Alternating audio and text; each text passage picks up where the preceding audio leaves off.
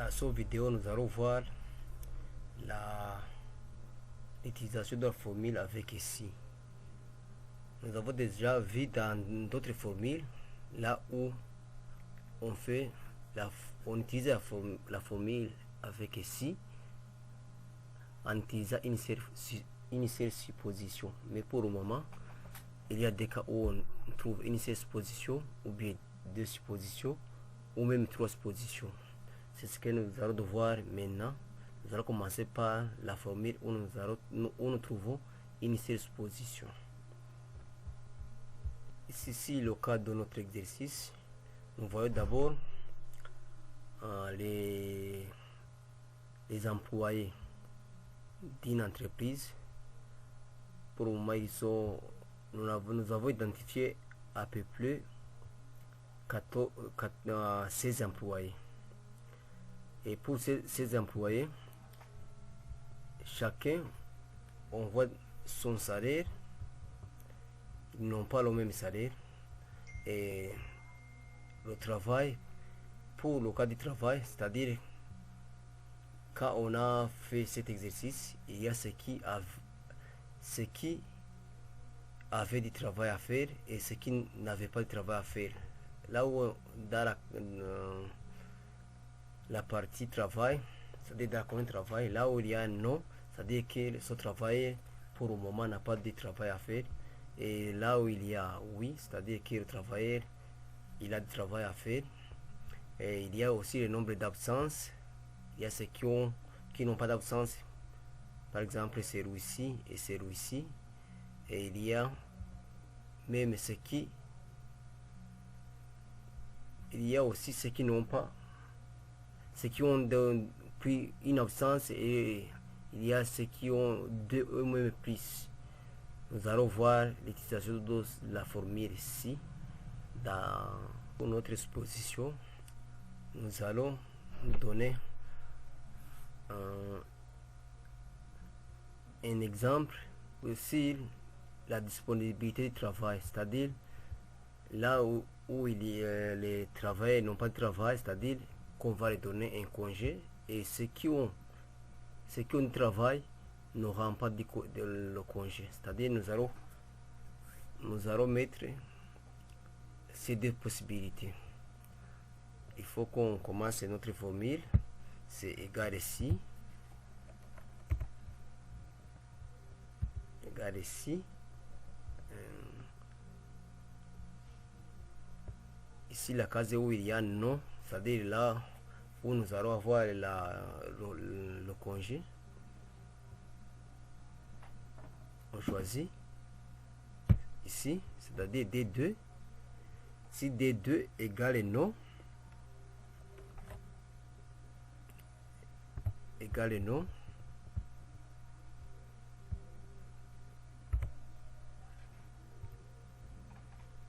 si D2 égale non,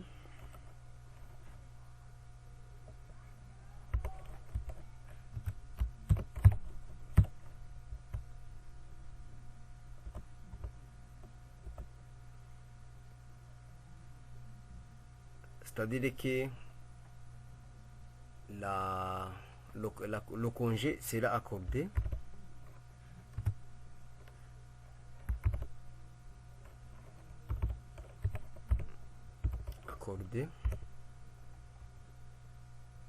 Et si et même accordé, on remet dans les guillemets, c'est pas avec point virgule.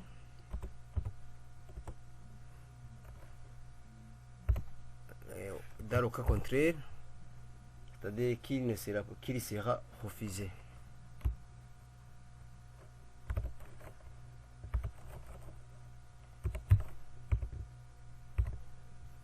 Et aussi on le met entre guillemets.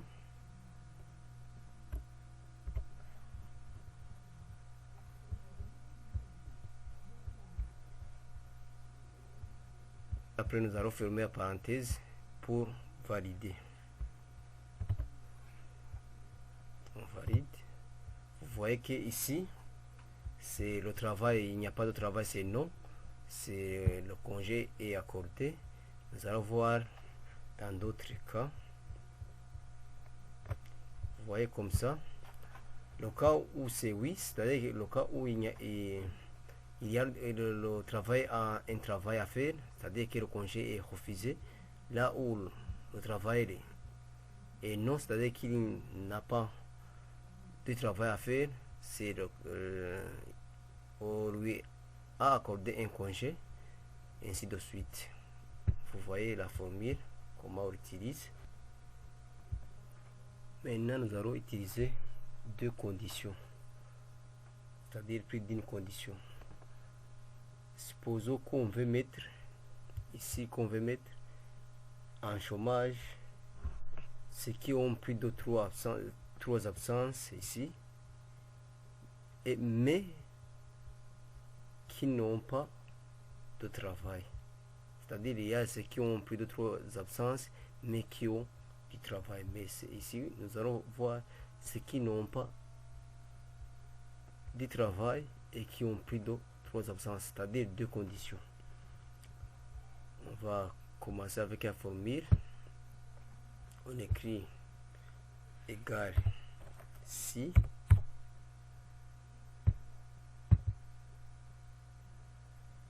puis on va écrire et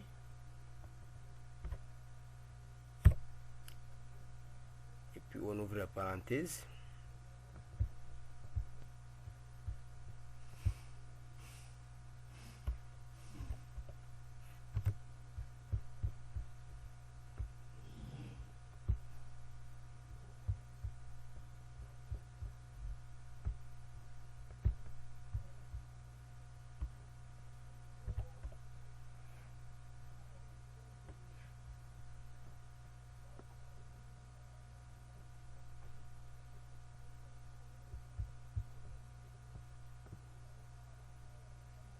On pose notre condition qui est celle de D2,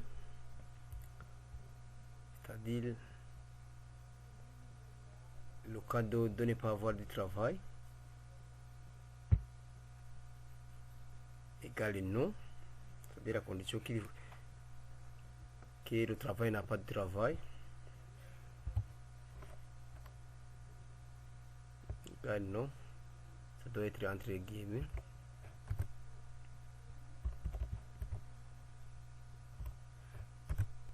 Non, et puis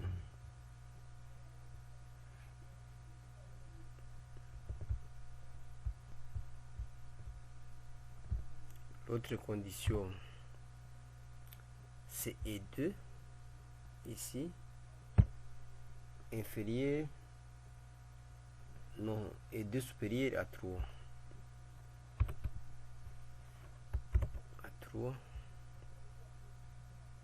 on ferme la parenthèse.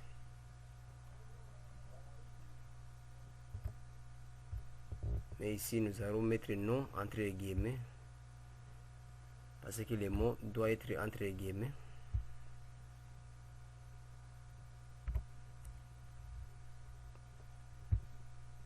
Et puis après avoir fermé la parenthèse, on continue notre formule. La première réponse, c'est-à-dire que pour ceux qui ont plus de 3 absences et qui n'ont pas de travail, iront en chômage. On écrit en chômage.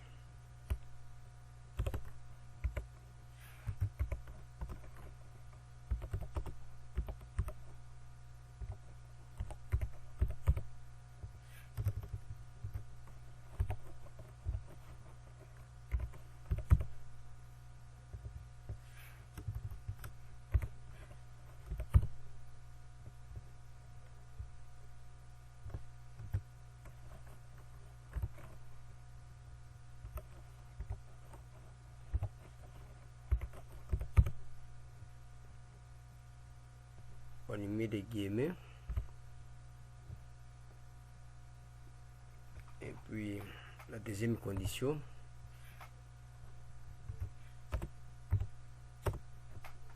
c'est-à-dire qu'il ne va pas en chômage. On écrit ne va pas en chômage.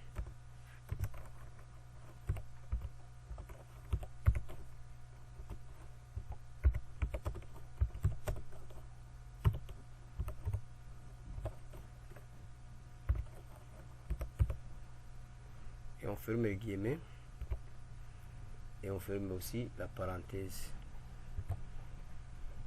On va voir que si la formule est bien écrite, s'il y a au moins un espace,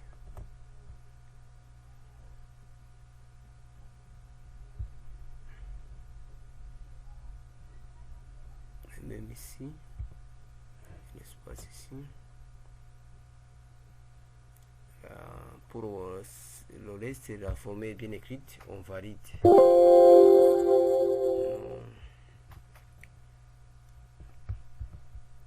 Après avoir validé, vous voyez déjà que celui-ci, il a plus de 3 absences, il est à 5 absences et il n'a pas de travail, c'est-à-dire qu'il va en chômage. On va regarder pour les autres. Vous voyez,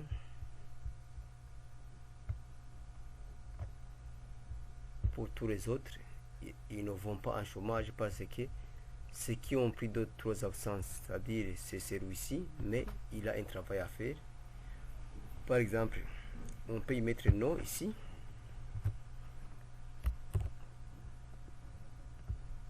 Vous voyez automatiquement que lui aussi, il va être en chômage.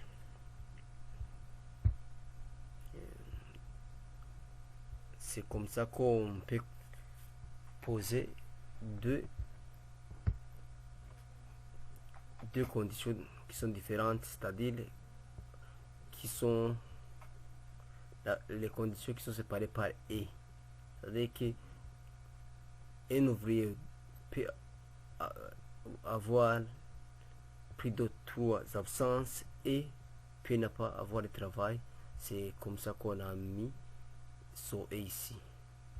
Nous allons continuer. Pour le cas de ou, c'est-à-dire que si on veut mettre en chômage ceux qui remplissent l'une ou l'autre condition, c'est-à-dire auparavant c'était les deux conditions à la fois, mais pour le moment c'est l'une ou l'autre condition, c'est-à-dire on doit utiliser ou à la place de et, mais la formule, c'est-à-dire que ça va rester la même, mais on va changer tout simplement. Là où il était et on y met où. Par exemple ici, on peut y mettre où pour voir, c'est-à-dire qu'on va mettre en chômage celui qui n'a pas de travail ou qui a plus de 5 absences. On y met où. Dans ce cas, on valide la formule.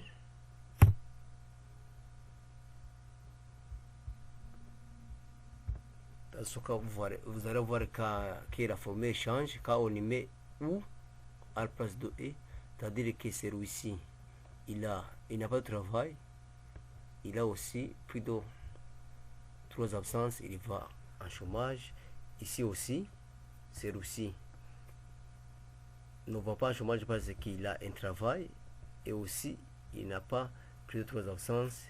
Donc vous allez voir ici qu'il y a celui qui n'a pas de travail et qui n'a pas plus de 3 absences va en chômage parce qu'il y avait la condition ou, parce que c'est-à-dire que c'est lui qui n'a pas de travail ou qui a plus de 3 absences.